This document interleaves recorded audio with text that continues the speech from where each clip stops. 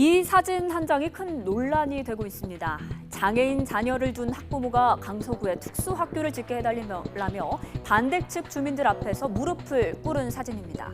학교만은 절대 포기할 수 없다는 부모들의 절규에 네티즌들은 학교 건립을 위한 온라인 서명운동까지 벌이고 있는데요. 문제는 최근 강서구 마곡직으로 이전한 강서구 가양동 옛 공진초등학교 부지를 어떻게 활용해야 하나 하는 논의에서 시작이 됐습니다. 교육당국이 이 터에 특수학교를 지으려 하자 국립한방병원을 원하는 지역 주민이 강력 반발하며 공사 진행을 막아서 문제가 불거졌는데요. 대체 어떤 주장들이 맞서고 있는 걸까요? 들어보시죠. 네. 예. 그러니까 이쪽에 너무 장애인 시설이 많이 있다고 말씀을 하셔서 이제 그만 들어왔으면 좋겠다고 얘기하시는 거죠.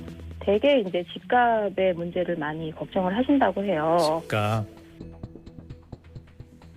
네, 하지만 특수학교는 장애 학생과 학부모들에게는 절박한 문제입니다. 왜냐하면 강서 지역에 위치한 특수학교인 교남학교는 정원이 100명 남짓밖에 되지 않아서 그 밖의 장애 학생은 왕복 2시간 남짓이 걸리는 구로구에 위치한 학교에 가야 하기 때문입니다. 특히나 몸이 불편한 학생들에게는 그야말로 통학길이 고통길이 되는 셈이죠. 하지만 특수학교 설립에 반대하는 강서 지역 주민들의 주장을 매몰찬 지역 이기주의, 님비로만 볼 것만은 아니라는 반론도 있습니다. 강서구에 이미 사립 특수학교가 있는 데다 다른 지역에 비해 오랫동안 낙후했으니 허준 출생지로 허준 박물관이 있는 강서 지역에 한방병원을 유치하는 것도 지역 주민에게는 중요한 일일 수 있다는 주장입니다. 이 내용도 직접 들어보시죠.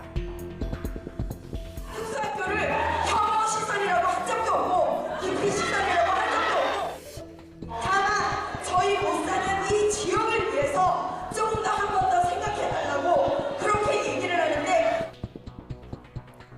그런데 지역 주민이 간절히 원하는 국립한방병원 설립은 사실 해당 지역구 자유한국당 김성태 의원의 공약이었습니다.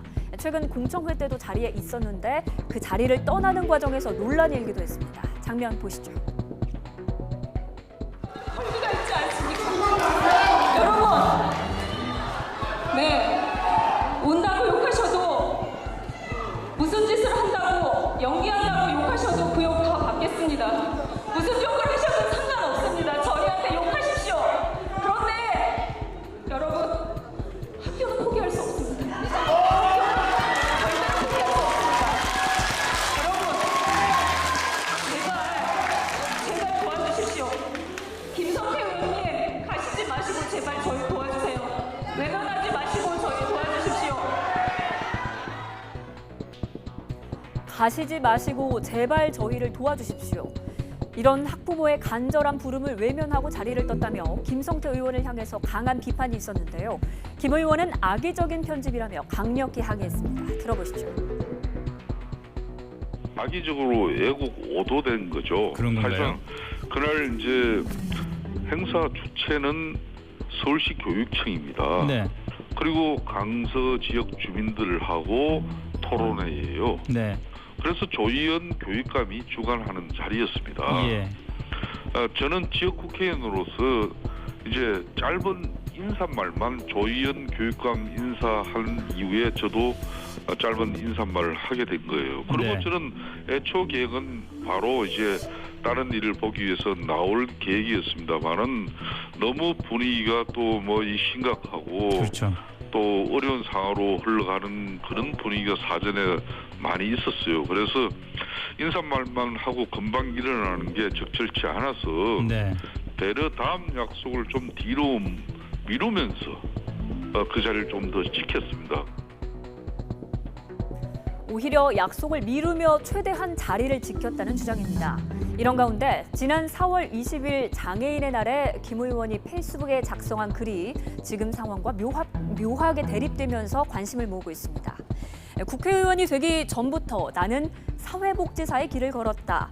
차별받는 장애인을 위해서 일하고 싶었다. 사회적 약자에 대한 편견과 차별이 영원히 사라지길 꿈꿔본다. 지금 이 글은 김 의원의 SNS에서 삭제된 상태입니다. 김 의원은 마곡 대체부지에 특수학교를 짓자고 대안을 제시했지만 학부모들은 해당 지역이 너무 좁아서 갈 수 없다는 입장이고 지역 주민들은 이미 장애인 시설이 많다며 첨예하고 맞서고 있습니다. 접점을 찾기가 쉽지 않아 보이는데요. 결론이 어떻게 날까요? 뉴스책책이었습니다.